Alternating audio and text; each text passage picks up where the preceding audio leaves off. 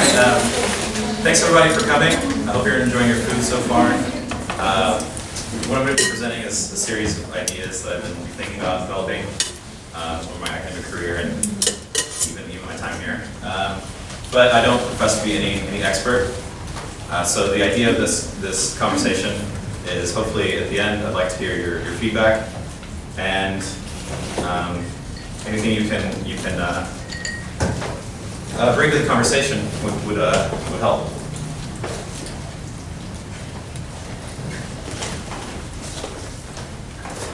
Open that. All right. Despite its mesmerizing graphic composition, this housing typology in Toluca makes it apparent that the group is meaningless without a place for the individual. It is evidence of architects and governments divulging in a purely visual culture. A visual culture that enables dominance through order and is further justified by a false economy of standardization. Because of this, mass housing is superficially in accordance with our industrial circumstances and is aligned to a linear notion that urban density is merely equal to building mass. And not what I think is more appropriate is a density of function, density of progress, and a density of potential. So when people are allowed to break free from an ideal order, they do. As is the case with this Soviet housing block in Georgia, that was privatized. And as this privatization and customization of space that produces some interesting living patterns. But without a strong framework for development, you can predict what will happen to the infill of this housing type, producing an overwhelming massive expression that we can call chaos. And chaos needs order, and chaos, I think, exists most efficiently and beautifully within a strong yet free or open grid. There are instances when architects use their control of order to purposely leave voids in a composition. Here, Hertzberger is using the infrastructure of circulation streets to organize a grid of forms that is leaving spaces in between that are purposely open that can be utilized for impromptu functions and actions. Here in Westbrook, we see an adaptation to a human geography of these farming weirs and the variable extrusions that happen as a result of varying occupancy.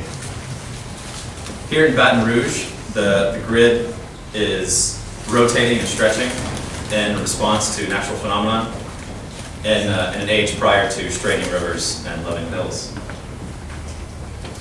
So in light of these precedents and through some my academic experience, I can say that an open framework is a viable architecture. And what I mean by framework in these instances is the idea of a structural framework that is purposely left unfinished, and by its nature it ends up being generative. And a corresponding quote that I think is appropriate is by Hermann Hertzberger, that what we are, above all, interested in are new examples of architecture which offer stimuli for the creation of better spatial organizations, which will expand the horizon of human experience, function better, have more expressive force, which will be reshaping and perhaps, who knows, beautiful. So, to give you an idea of where this interest in an open framework comes from, especially in terms of development, I grew up along the border between Texas and Mexico in the county outlined in red. And what is pictured here these orange dots are the presence of colonias, which are informal, impromptu settlements that sometimes don't have access to water or electricity. And it was a slow realization of these settlement conditions on this side and the other side of the border in relation to the rare top-down housing that existed that basically started my interest in frameworks of development. It also was fostered with some of the studios and experiences that I had in my academic career. One was a studio in Nicaragua, where we went with a group that was able to design a community for 30 families, and a residency that I did at Studio Elemental in Santiago, Chile. So first of all, halfway through my academic career, went to north central Nicaragua and designed a community for 30 formerly landless families on this plot of land that was formerly inhabited by one individual owner. The land was provided, microfinanced by a nonprofit group that brought us in as a group of architects, engineers, anthropology student, geology student, agricultural development students from Managua and Nicaragua. And we were charged with the task of siting this community within these bounds, and basically creating the legal document that would define the difference between public and private spaces. So it's important to be able to walk through this site to get a sense of the design. This is the road that's actually leading to the community. This is one of the more level parts. Up farther, it becomes impassable by car, so it's a relatively remote community. Down this road, you're walking up to the former single landowner's house, and past that was a former housing for livestock, which, whenever we were there, was then functioning as a community gathering space, working rather well. And going on beyond that was a small pathway street where there was some temporary housing taking shape whenever we arrived there, and this road ending out onto this recently deforested hill. So being charged with the task of delineating this space between private and communal property, and trying to understand what the community's ideas of housing were, we instituted a number of charrettes that were involved drawing, sometimes on paper, sometimes on dirt. And here's the product of one of our charrettes. This one being investigating what their ideas of housing were. And what we found in this example and others was a bookending of the houses with vegetation, a lining up of the vegetation. And one drawing that becomes very important is a drawing on the top right. One of the more detailed aspects of the drawing is a spent tree with some curved lines coming out of it. And we made that connection to their sense of delineating space, which is they have these Guanacaste trees where you can take a branch off the tree, shave it down into a spear, stick it in the ground, and it grows. So the way that they were separating space is lining up these trees in a row and filling in with barbed wire, becoming a more porous delineation of space. Beyond that, more charrettes in order to determine if these private lots are a given, how do these private lots then relate to each other? How do they relate to the communal space, public programs of school, clinic, and just community gathering space? And consistently there were, the product ended up being a group of housing on the hill and a group along this existing street, and a space, a gap in the middle for these community functions, kind of like a knuckle, a transition zone. Also, while we were doing the charrettes, we were walking around surveying the site, looking for looking for and analyzing different sources of water, doing soil investigations to look into the possibility of mud break. But while we were doing this, we were noticing the differences between the site, the different aspects of the site, being in the lower, more densely forested areas where the coffee is grown, or in the higher elevations where more subsistence crops were grown, and the views and landscape open up. And we were being led around the site by the community members who expressed a great pride in being able to work this land, beautiful, beautiful land, and basically expressing excitement of being able to have a stewardship over this land. And so we took all of these ideas and took them back to our makeshift studio there, working a lot by candlelight, flashlight, and presented these ideas in the Galabon, the community space, and even making a mud site model, which got everyone excited. And we even started to lay out the lots at 1:1 scale in order to help give a sense of what we were actually drawing, talking about. And even in this process, we were using the trees as an anchor point, as corners, as landmarks, laying out these lots. So this is the final community, the plan of Eleden. What you see is a result of a natural boundary, very, very dense forest right here, and the northern boundary being the highest elevation where water could be easily accessed. And we decided to keep this lower area where the hacienda is more of a business area where livestock could in the future return, coffee producing area.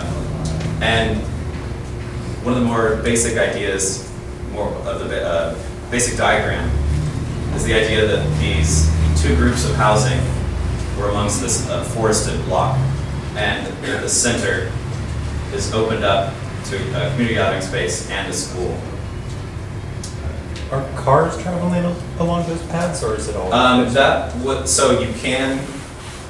It has to be a really heavy duty. For most cars, it's not possible.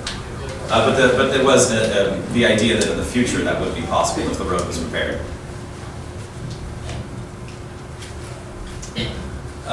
And this being the actual final legal document, laying out the lots of land and then being appropriated by a lottery system.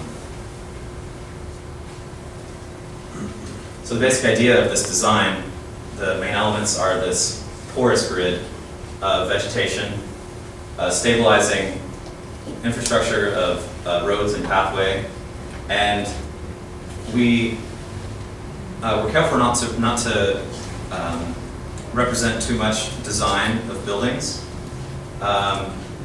or dictate too many ideas about what the building should be, because we felt that, especially in the difference between aid and development, that if there's a complete project given, it sometimes can have the unintended consequence of maybe slowing down development.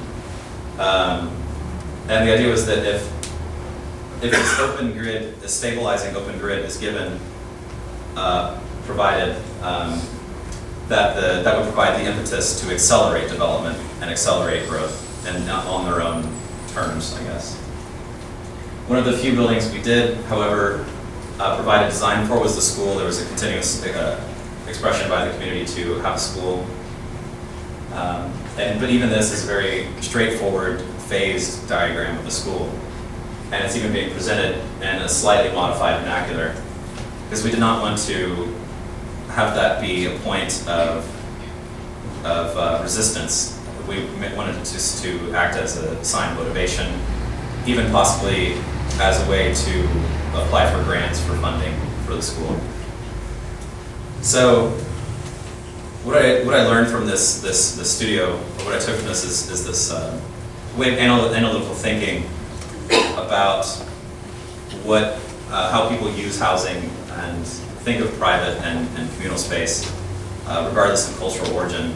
And that led me to become interested in the office that I worked for in Santiago, Studio Elemental.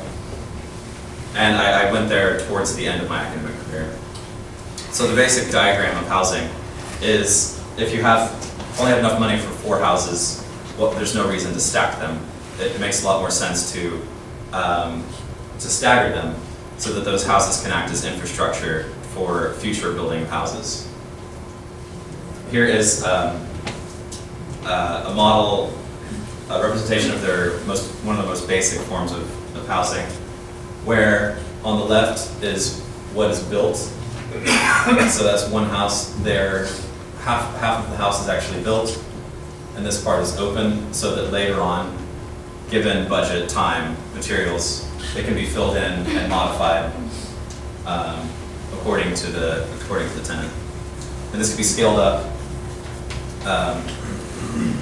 This can be scaled up to larger density, different topographies, and scaled up again to include different types, different forms of housing. But it's the same idea applies, that it's alternating infrastructure and void.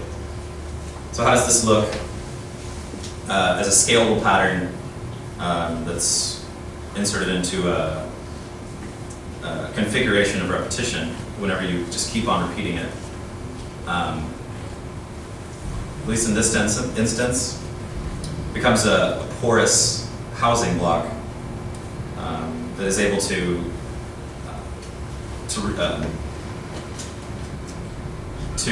accept materials, local materials, local labor.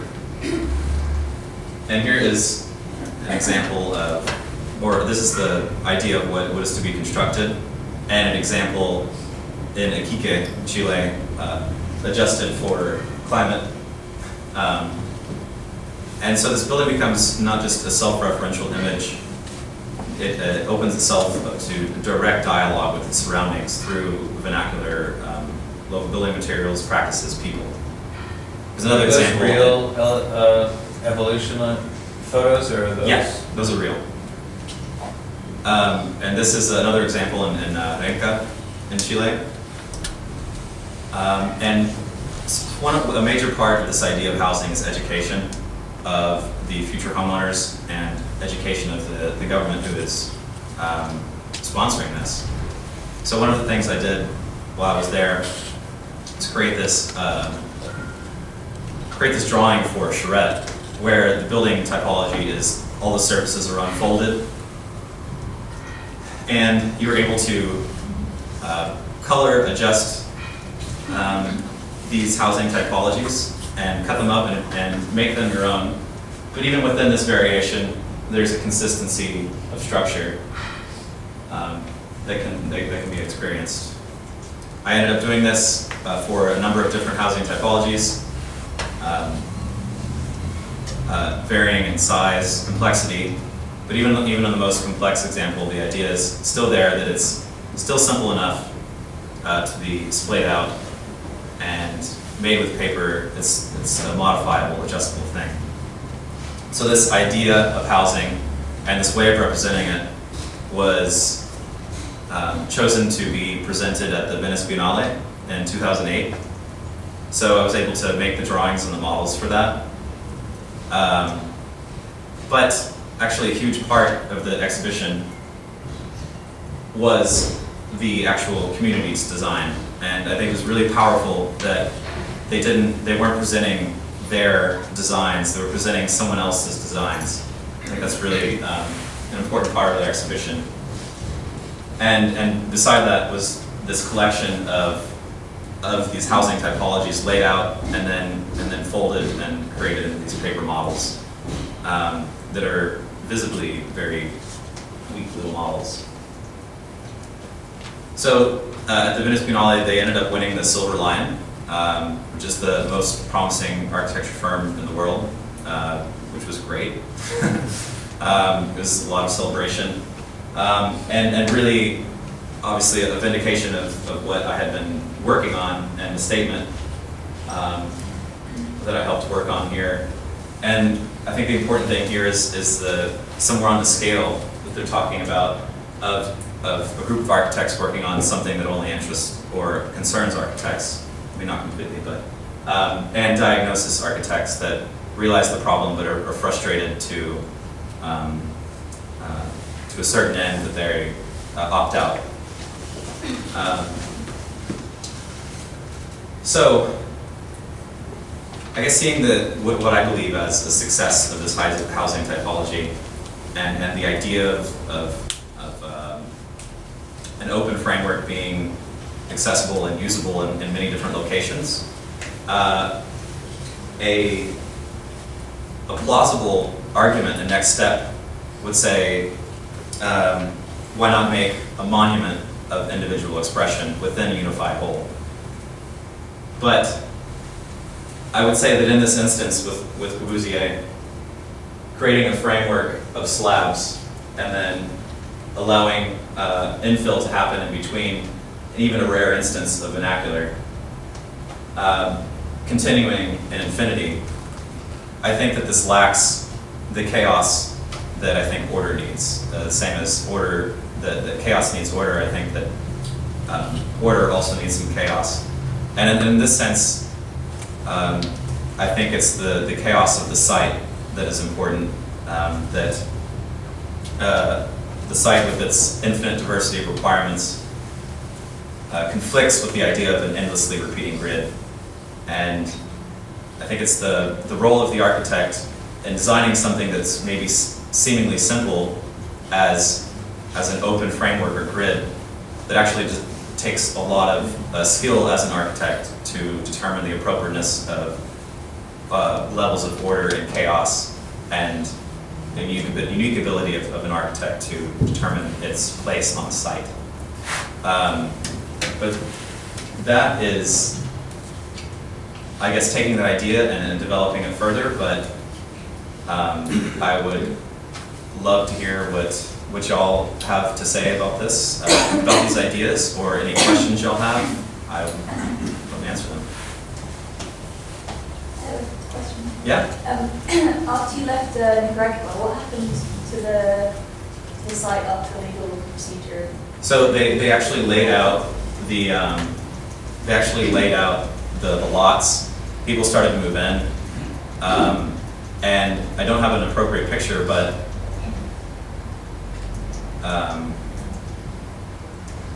one of the professors that led this studio said that they were basically lining these lots with trees, and the deforested hill had become just a mass of trees. In terms of development of the actual community space, none of that really has taken shape. It's been left as a void, but they're focusing on other things like getting clean water, and they also had a setback with the tropical storm. But at this point, that happened kind of early on when they still had temporary housing, so that was a major setback. But now they are starting to get somewhat more permanent housing. So I feel that, I guess in relating to the discussions that we had with the community, I think it's a pretty good possibility that, that they'll go forward with some of our ideas, but I guess it's not completely that important. Well, in a way, it sounds like they already have, right? If they've already laid out the trees in the grid that you suggested, or in the development of that grid, that's the framework, that's in a sense the malleable master plan that you suggested. And from there, that will always affect what's going to happen. So yeah, you've kind of already won in a way. And there's something brilliant about that to me, in that you can plant those trees easily without really having to, even if you were sort of still getting the zoning through some municipality or something, the villagers could have gone out and done that, and you've somehow created a framework that kind of circumvented long legal processes that can take a long time. And there's something great about that that I think is inherent in this that you could see in other places too. How can these frameworks that you're talking about be instant in a way? How can they start at a very different scale than some other traditional legal scales? Yeah.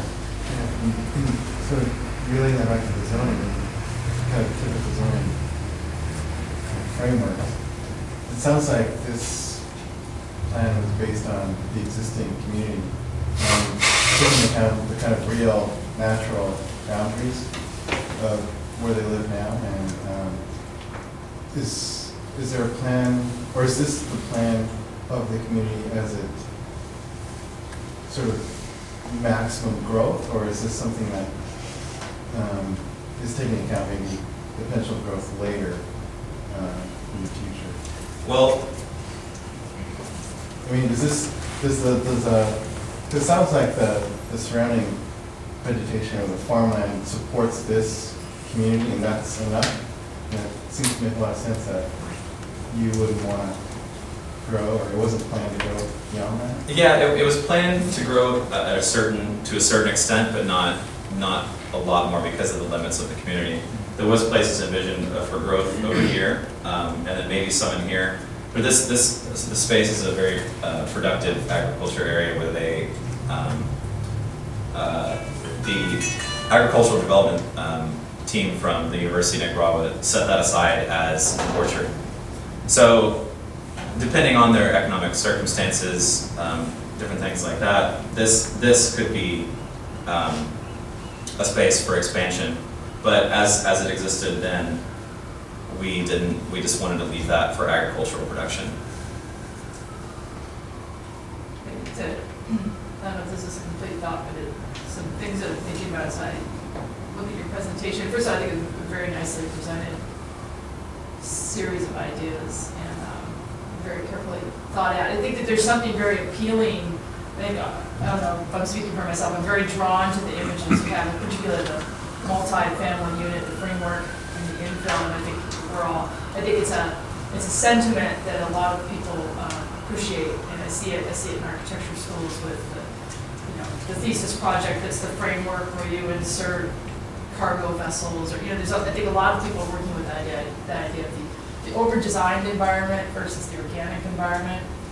I think I can think of 3 projects from the office where we've tried to play with that. But I think what's especially interesting in the examples you show, when you do them in a cultural or a development environment where people are actually allowed to build within this framework. Yeah. You can imagine that would be, I think just in terms of a challenge of doing that here. I mean, down there, I would imagine that you build this framework, and it's wonderful. The concrete has rebar in it, it's safe, it has exiting, and that's kind of a tremendous gift to give to a built culture of chaos. That's the improvement over chaos. But within that, people are allowed to find materials. There's probably nothing that they can do that's terribly dangerous within that framework, and they're probably allowed to. I don't know what the situation is, but they probably don't have to get a building permit maybe to fill in that use or something like that. And I think that's what's difficult in our context. Yeah. Build that framework, and then how do you insert it? So I think about Pike in Virginia, the project we down there. It's a very much a framework in infill. There was a certain amount of planning that went into the infill, and it hasn't changed much since during the period of design, it was allowed to be some level of variation, and it has changed a little bit over time. Like you might find a bay window here and a sill height window there. CMU was used as an infill construction, but it took 30 years for that kind of mutation to take place. Think about 1111, where really that's a building that was delivered intact. It's a redeveloped building, so it's complete, it's intact, it has a building permit, it knows all the rules. We're basically suggesting through color that could continue to be modified, but really that's all you get. That's all you get is color.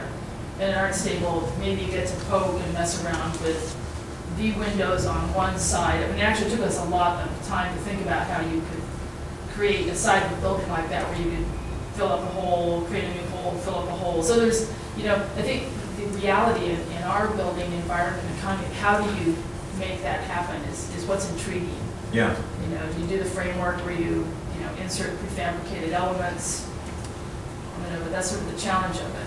Yeah, and I think that's a lesson, at least that I learned from these experiences of of having so much freedom, is I guess at least pointing that case out and making that case, being cognizant of I guess over design or too much control. But yeah, Isn't that question of how much control we're willing to let go of also a part of this though, Kirsten? Yeah, exactly. Is that I think that's what's really hard. we love the rhetoric of let 1,000 But flowers we picked those bloom. 5 colors. But again, are we We really, picked those. is the intellectual aesthetic of that interesting enough to us to let it happen? And right now, it's not. It could be. But it would really require that the project is as much about focusing on that framework and on the legal and other bureaucratic elements of the design, and then being able to give up a certain, it might turn out in a way that we don't like. That's still part of the struggle for us. I think we do have things like that work, our building types we design like that, like shopping malls.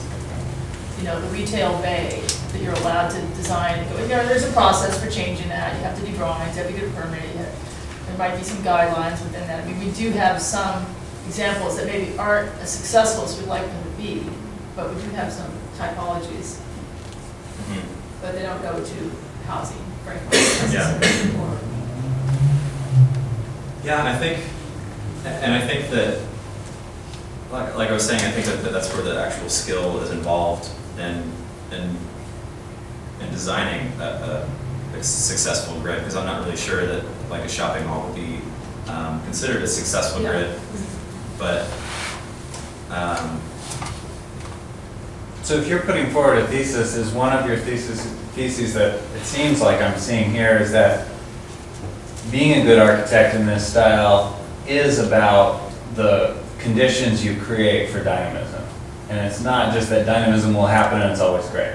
yes, because especially like in one of the earlier examples, the housing block, where there is a grid of structure in there, but it's poorly designed for development, and being able to have foresight into that and being able to, I guess, control the chaos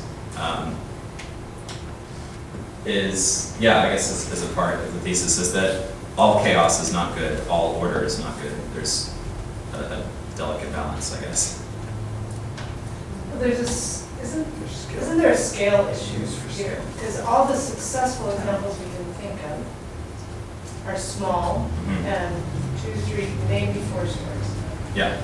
And then you get bigger and, the problems of safety and structure, and the ones that you're pointing out and saying aren't successful, is it just coincidence that they're the big ones? Well, I think it kind of goes back to what I said about density being only determined in the mass of the building, and not so much the function or the potential of the building, and organizing what a city does for people, what advantages a city has for people, and I think in a lot of instances where these types of housing are built, it is designed with a maximum building mass, and I don't think it's necessarily. I mean, there is some market condition in that, but I think it is an idea of trying to get it done as easily as possible, maybe. So I think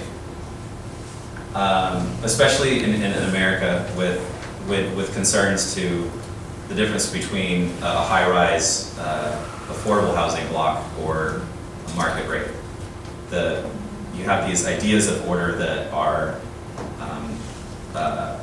reproduced at a subpar and kind of haphazard way, and so the same ideas of density don't apply, I don't think.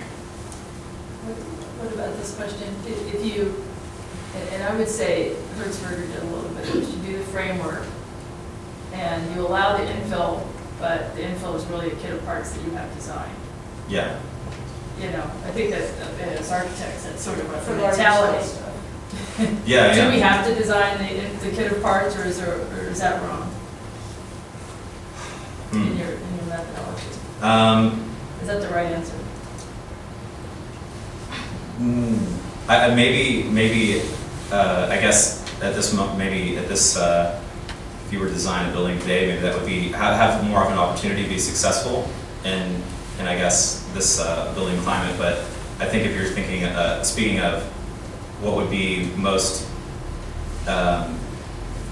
advantageous for an individual builder or designer, keeping your pre-designed elements within a marketplace kind of still dumbs down the options, and it keeps it within a very limited marketplace,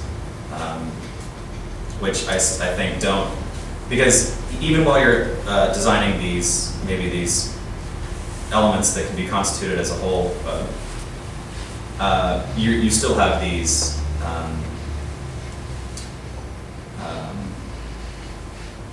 I guess just preconceptions or of how people want to live, and you can never really completely understand or predict how people are wanting to live. So I think, yeah, as it is right now, that would probably have a greater chance of being successful, but not in an ideal world.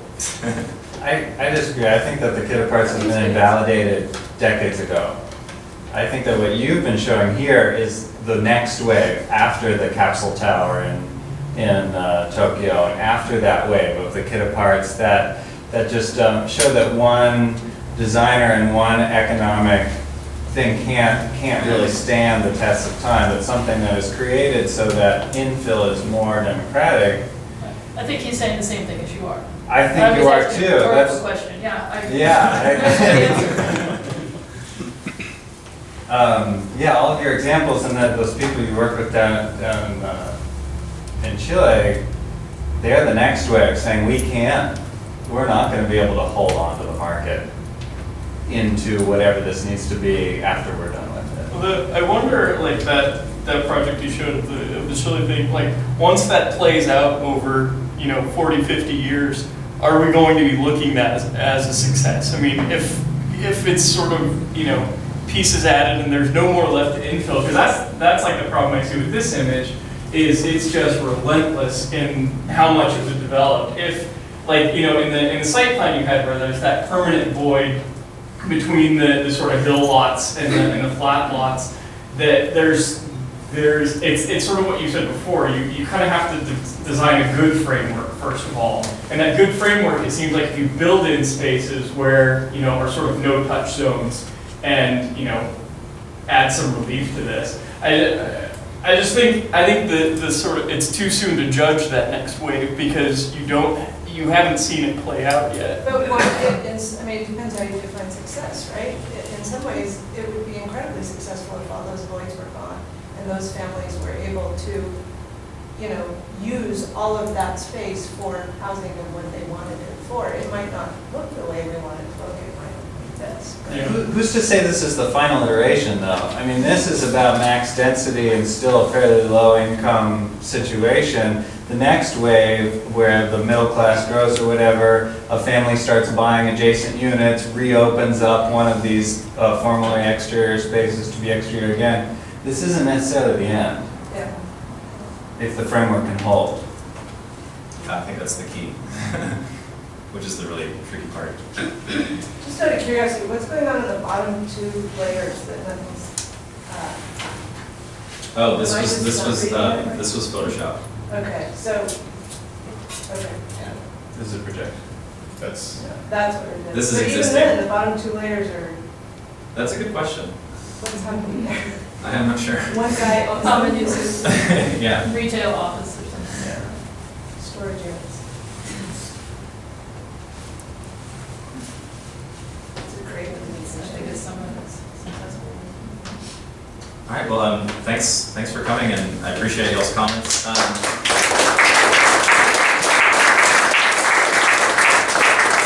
So I've got some of these charrette papers that I drew, and I checked out the stair table. So if you'll have any kind of desire to put your stamp on these adjustable houses, then I would love if y'all would. I think it would be interesting exercise, and then just cool for me. So, thank you.